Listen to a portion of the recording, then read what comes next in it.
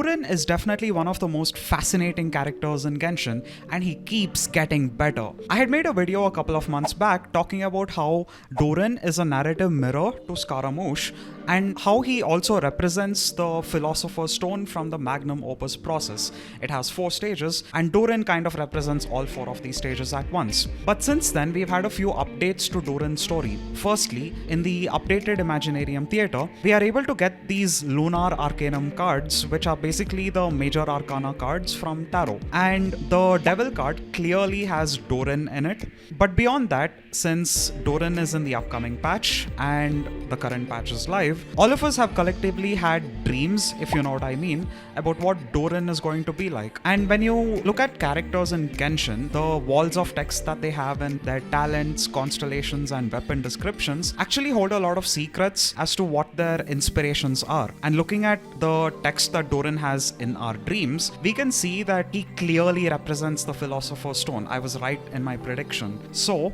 a lot of you had requested me to go deeper into the alchemical stages I mentioned in my previous video. So that's what I'm going to be doing in this video. I'm going to be having an in-depth review of the stages and how Durin represents them. And I'm going to be going very deep into the psychological, alchemical, and spiritual meanings of these symbols. Psych, you thought you were here to watch a Genshin video, but you're going to learn a lot about alchemy, psychology, and spirituality, some of the coolest things I've learned. I'm very excited to share the things I've learned, so buckle up, this is going to be one hell of a video.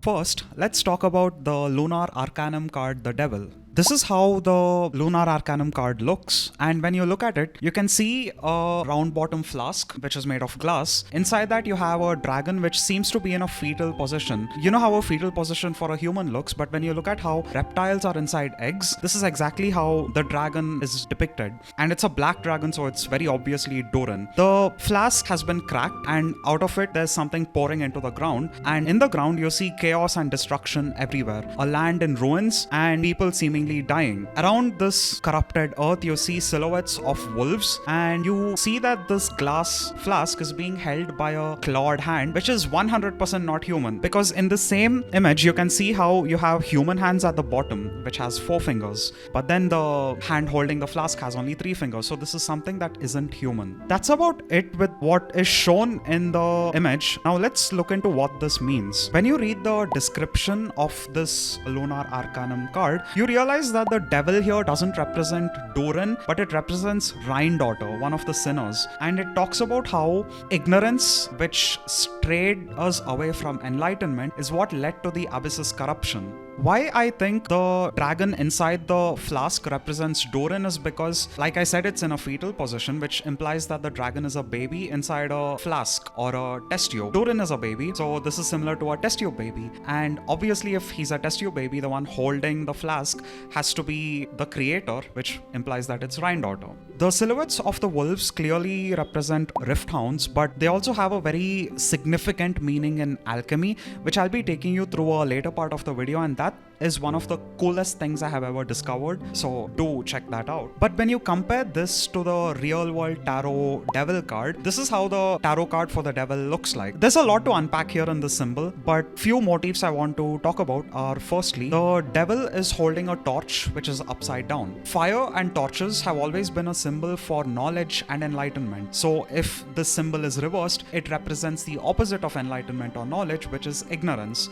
We see this everywhere in the Sumeru teaser to the description of the card. It literally talks about ignorance as opposed to enlightenment, which leads to disruption. Secondly, you notice that the man and woman have chains around their necks, which implies that they're trapped. But if you pay close attention, you can notice that the chains are very loose and pretty much very big. They can just remove it off their heads, but they choose to stay there. Both of their tails, the woman's tail has fruits or grapes specifically, and the man's tail is caught on fire from the torch. This represents desires and addictions. So the essence of this tarot card is that you are stuck in a situation where you feel trapped, but you have the power to leave it. you choose to stay there. Drawing this in your tarot reading represents the loss of freedom and the sacrificing of your soul.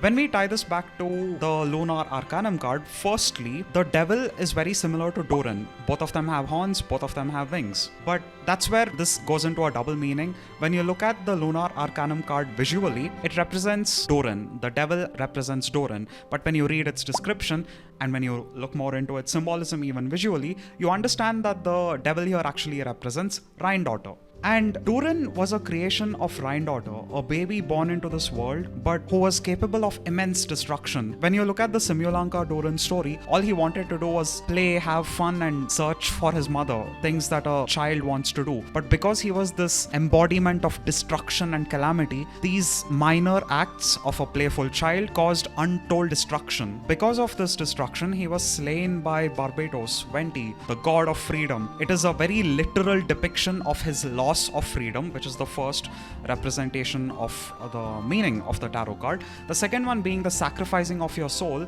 again mirrors Durin's story, because the black dragon Durin literally sacrificed his soul for the homunculus Durin to be born. I find this very interesting because it's such a deep representation of Durin's story and his life story, his symbolism. I find it very beautiful. And I also find it interesting that they chose to depict the black dragon Durin inside a round bottom flask which is made of glass. You might say that obviously every chemical equipment is made of glass because it's inert mostly. There is again an alchemical representation or symbolism or significance behind this, which I'll be telling you in a later section of this video. That's about everything I wanted to talk about the Lunar Arcanum card. Now let's get into the 4 stages of the Magnum Opus process in alchemy. Humans, from the time we develop consciousness, have always tried to understand our purpose, why we are here, who we are. And there's no other branch of study that epitomizes this or embodies this more than alchemy. Alchemy on its surface is the progenitor to chemistry. That's how chemistry gets its name. On its surface, it looks like process or a research field which just tries to learn how to transform certain materials into other materials. But this was just a mask. It had a true meaning which the alchemists hid, which was to gain an understanding of this purpose of life. And the reason this was kept secret is because trying to discover the purpose of your life was considered heretical because it went against the dominating religions during that time. And if these dominating religions found out that this was their main goal, they would persecute and destroy the work of these alchemists. That's why they had this mask where it just appeared to be a way of understanding how to transform a certain material to another material, but its true meaning was actually this understanding of the purpose of life. The greatest text in alchemy is the Emerald Tablet, which is attributed to Hermes Trismegistus. Hermes Trismegistus is a combination of the Greek god Hermes and the Egyptian god Thoth. But the word Trismegistus might sound familiar to you because that's Mona's surname. Mona gets that surname because of Barbeloth, who's a member of the Hexen Circle, and one of the other members of the Hexen Circle was responsible for the creation of homunculus Durin because of Simulanka, and that's your connection. Coming back, Magnum Opus, which is the crowning achievement of alchemy, was to create something called the Philosopher's Stone, which is a material which is able to transmute lead, which is the most useless common metal, into gold, which is a very precious rare element. And this process has a number of stages, but the more popular one has 4 stages. It is simplified into 4 stages, and Genshin also uses this 4-stage model. The 4 stages are Nigredo, which is the blackening stage, which involves burning down a lot of parts of you that aren't really you. The second stage is called Albedo, which is whitening, where you try to discover the parts of you that are you. The third stage is Citrinitas, which is the goldening or yellowing, where you integrate these parts into yourself. And the final stage is Rubedo, which is the reddening, where you are finally complete, enlightened, harmonious, synchronized. And in my first video on Durin, I talk about how he represents all 4 of these stages at once. He's the result of these 4 stages. But to very quickly give an overview of it, the black dragon Durin is Nigredo. He symbolizes destruction and burning. Albedo is Albedo because it's in his name. It's white brightening. Citrinitas, which is the yellowing or goldening, is Daughter. Durin represents Rubedo. One of his main color schemes is an offshoot of red. But Durin is the amalgamation of the three previous processes because Durin is the spirit of the Black Dragon Durin, which is Nigredo. Black Dragon Durin was created by Daughter, who is gold, and his transformation into the homunculus Durin was performed by Albedo. So he's a combination of Nigredo, Albedo, Citrinitas, which results in Rubedo, which makes him the Philosopher's Stone. In this next section, I want to be taking you through a more in-depth understanding of what these four stages represent psychologically and how all of this beautifully ties into Durin. Alchemy has one foundational principle which is summarized by this phrase called solve et coagula, which translates to you need to dissolve before you can coagulate.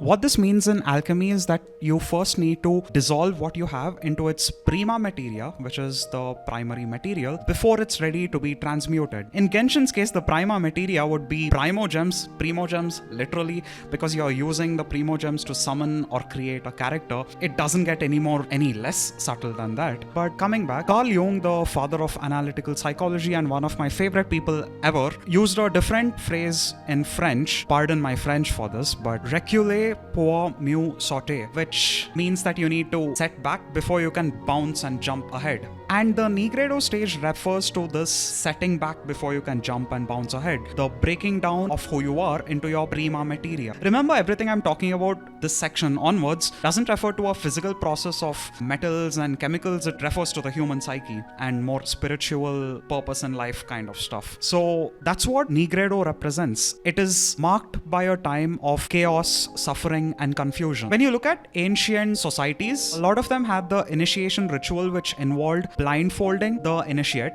They had to come to an understanding that they are blind to everything that exists, what their suffering is, what their joy is, and they have to accept that they're in this blindness, and only when they accept that this is the darkness that engulfs them are they ready to move forward and find the light. And this is kind of what the Nigredo stage represents. It's meant to feel like a time of extreme suffering and distress. It is characterized by a lot of fire symbolism, burning. A very prominent symbol with Nigredo is Sol Niger, which is the black sun, which is a total solar eclipse. And again, the black sun ties back into Kandria and all of that. Carl Jung's advice on the Nigredo stage is you should not imagine figures of light, but you should make your darkness conscious. I probably have to talk about what the shadow is for it to make more sense in this video. In psychology, you have something called the shadow. To grossly oversimplify it, I find this explanation to be good. As we grow up from the time we are a child, let's say you have 10 things you want to do, and 6 of them are encouraged by your parents. They're like, that's great.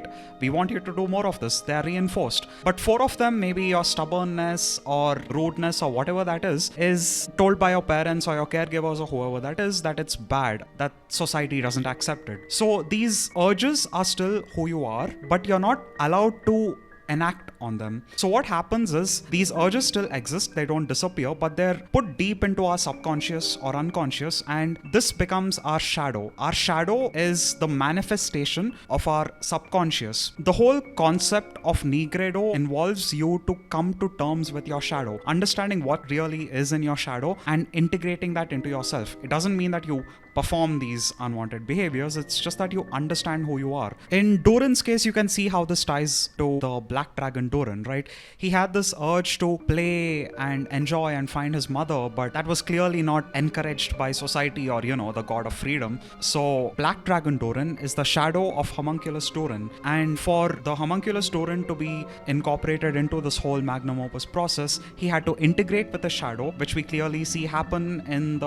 Arconquest edition that we had in Mondstadt. Some people also conflate this Nigredo stage with something called the Dark Night of the Soul, which is kind of different. They're not really the same, but they're not really exactly different either. The Dark Night of the Soul is again a term or a phrase coined by Carl Jung, to grossly oversimplify it, it is a opportunity given to you by life which allows you to heal from a lot of wounds that you don't even know exist inside you. One very big healing that you are supposed to get from this is if you have an anxious, dismissive, avoidant or fearful avoidant attachment style. The Dark Night of the Soul, if you get through it successfully, allows you to transition from one of these insecure attachment styles to a secure attachment style. I do think the Dark Night of the Soul is a very fascinating concept. If you want to learn more, I do think you should check out this video by Heidi Prieb. She does a fantastic job about explaining what this process is. But in Genshin, I don't think the Dark Night of the Soul refers to Durin. I think it refers to Scaramouche, because that's exactly what he went through. He had to go through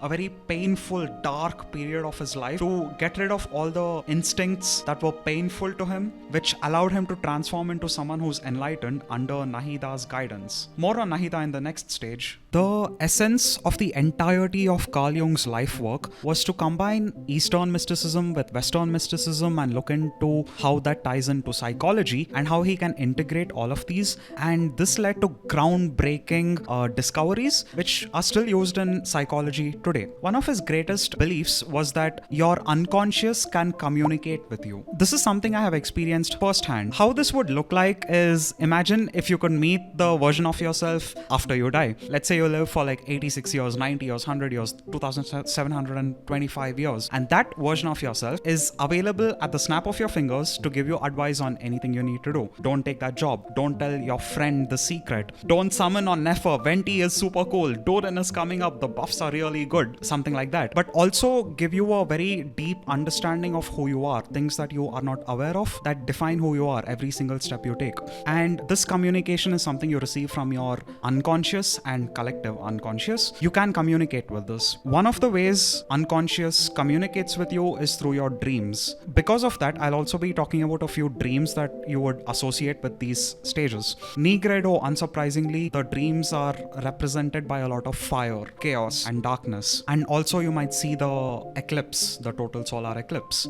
And this stage is meant to be an ego death, where you let go of all the parts of you that aren't really who you are. And that's going to be a very painful process, as you would expect burning to be. And yeah, that's about everything with Nigredo. Now let's look into Albedo. Albedo is the whitening stage, which is defined by purification and the removing of impurities, removing beliefs that don't belong to you. I want you to think about every decision and desire that you have. How much of these are actually from you and how much of these is from society itself? Maybe you want to express yourself in a certain way. Maybe you have certain hobbies or desires you want to act on. Everything from how you express yourself to the colors you want to wear to who you're attracted to. Think about if these are really coming from yourself or because of what society around you tells. Maybe you think you're ugly because beauty conventions don't conform to you. Maybe you think your crush looks very good because they conform to beauty standards. But is that truly how you perceive beauty? This is an example of how there are beliefs that don't really belong to you. In the Albedo stage, you are meant to discover what these beliefs are, which would be considered as impurities, which you would remove, leaving behind what is essentially a pure version of yourself. In Sanskrit and Vedic texts, we do have a term for this. It's called Atma and Jiva, the intrinsic self and the extrinsic self. I talk about this a little more in depth in the Nahida video, which is going to be coming soon. The Atma refers to your intrinsic self, who you are beyond and before any external influence. And the Jiva represents who you are with the external influence. It's intrinsic self and the extrinsic self, which is your intrinsic self, plus the external experiences. In the Albedo stage, you're meant to make your intrinsic self shine a lot more. You discover who you are, you remove who you are not. And the dreams you would have if you are going through this stage of the process would be a lot of white stuff, as you would expect. You might see white stags, white dogs, white doves. You might even have dreams of purification where you might be submerged in water and risen up, like a baptism or bathing. You not only discover who you are on the inside, the purest version of who you are, but you also discover the pieces of you that are really you but are pushed away from you. So in the next stage, which is Citrinitas, you reintegrate these pieces of you that are pushed away from you back into yourself, which is the goldening stage or the yellowing stage. And this process is again symbolized by dreams of meeting mentor figures who give you advice, or just having a lot of gold and yellow symbolism in them. I personally have been having a lot of dreams of just gold appearing after I complete some kind of a task related to mythology, because, I like mythology. I dream of mythology. These pieces of you that are external to yourself are described as fragments of solar wisdom. You are finding pieces of you that were you, that used to be you, but are currently not a part of you, and you're integrating that back into yourself. The essence and goal of the Citrinitas process is to have a deeper connection to your own intuition and a pathway that can be carved into freedom. And that leads us to our final process, which is once these three are performed, you end up with something red, which is a part of you that has integrated its conscious and unconscious. The sun and the moon are integrated. Yourself is now complete. Your ego should be able to fluidly move between different states. How I would describe this in more common experience is, if you have different emotional states, if you're angry at a certain point and then you're happy, or you're upset and you're confused who really is you, because when you're angry you think of certain things or certain people a different way, and when you're happy you have a different perspective.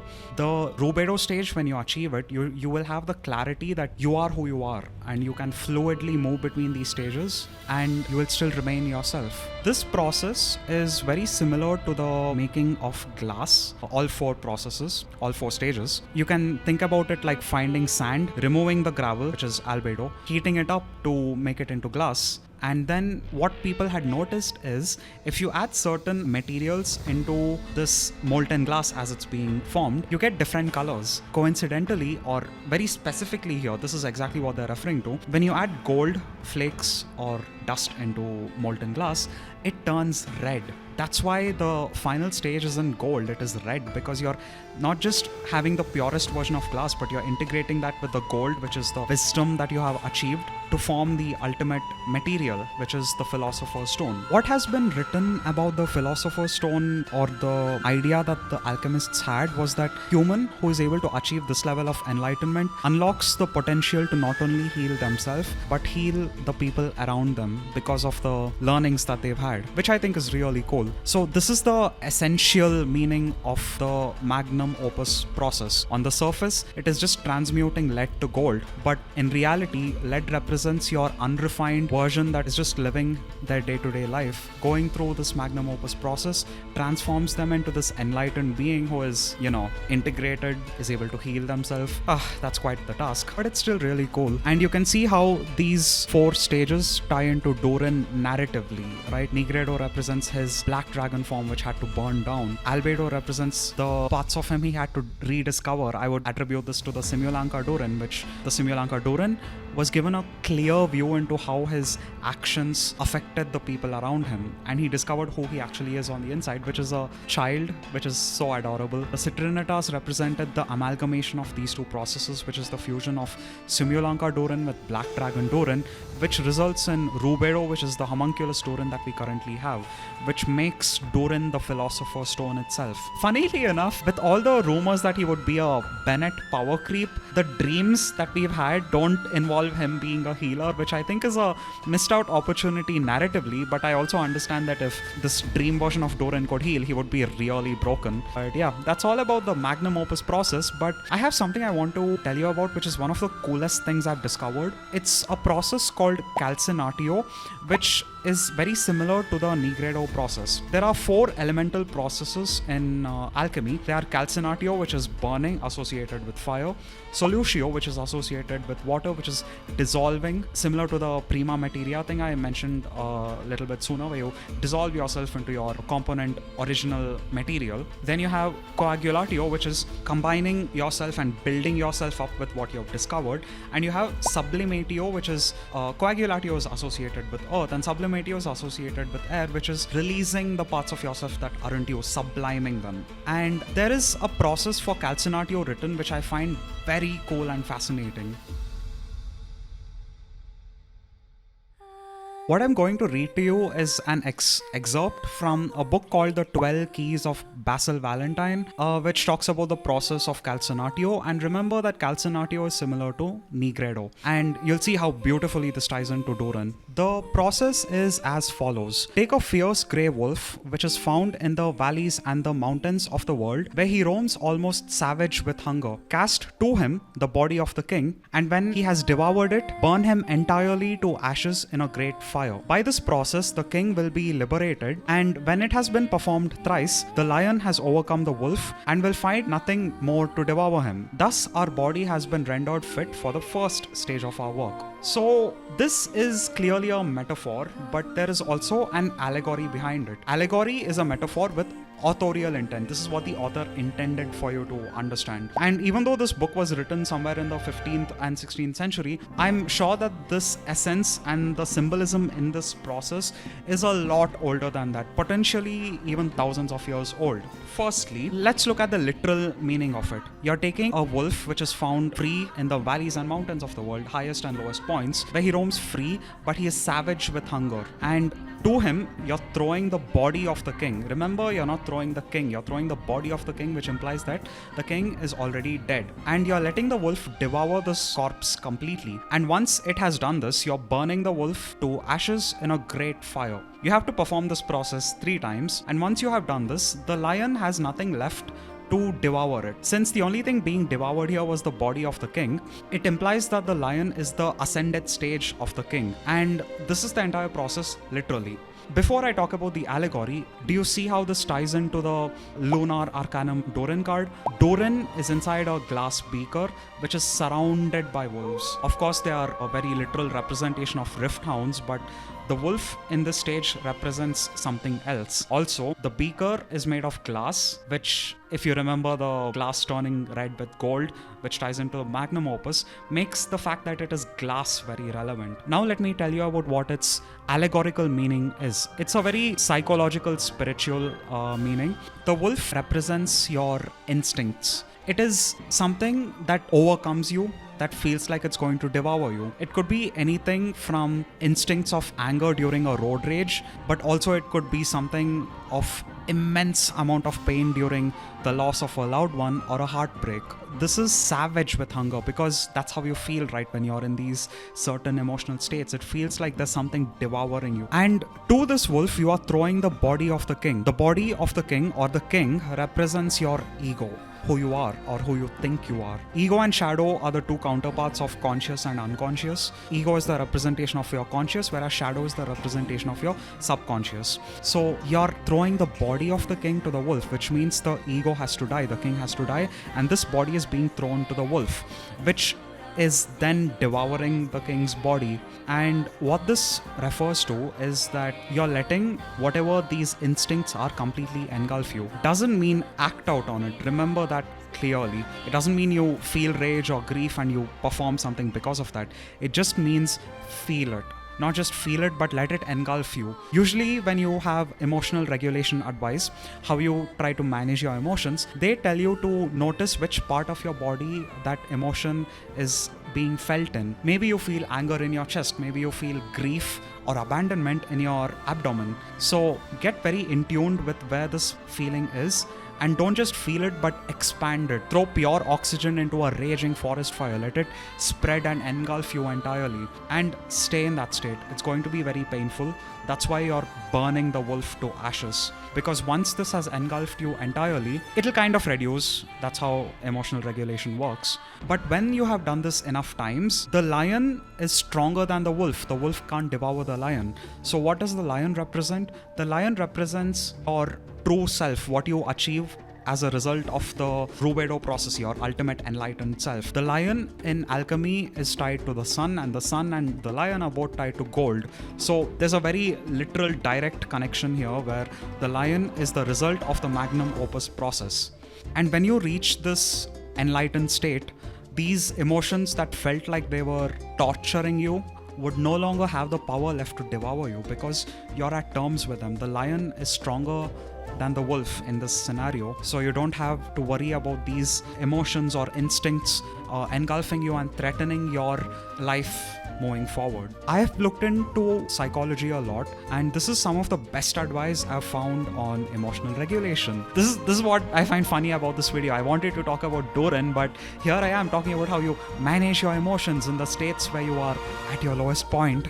And tying this back to Durin, you can see how baby Durin was someone who wanted to break free and experience the world. And as he was breaking free, the process of him breaking free created this abyssal corruption around him, which manifested itself as rift hounds, which are wolves, roaming free in the mountains and valleys of the world, savage with hunger. So he was not only stepping into a world that was free for him to be who he is, but he was stepping into a world which was filled with strife and violence, which was going to hurt him. Again, you see how this is similar to Scaramouche. And for him to get through this whole process of reaching his enlightened self, he first had to continue existing as he is, as the destructive dragon, who was then slain by the god of freedom. I cannot emphasize how beautiful it is that Durin was killed by the god of freedom, which allowed him to reach freedom later on. Venti's role is so beautiful in the story. And through this whole process, which leads to him going through the 4 Magnum Opus process stages, he is able to complete his transformation into the Rubedo Durin, which is the homunculus Durin, which is his enlightened self. I find this to be one of the most fascinating things I've discovered in Genshin's inspirations. And again, I know you might think that I'm reading too much into this, but the symbolism is right here. I've shown it to you firsthand. It is not a coincidence. These are allegories, and the writers of Genshin are some of the most phenomenal writers I have ever come across. Only when it comes to these kinds of depictions, when it comes to storytelling, they still have a ways to go. Outcry seems to be a lot better, so there's hope there.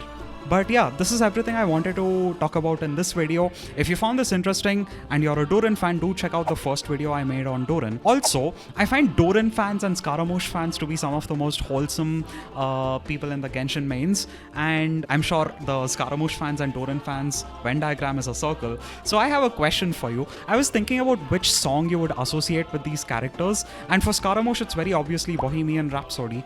What about Durin? What song do you associate with Durin? To me, the song I associate with Durin is Let Down by Radiohead. Shell smashed, juices flowing, wings twitch. One day I'm gonna grow wings. That's so Durin coded. I love it. You should check out that song if you haven't.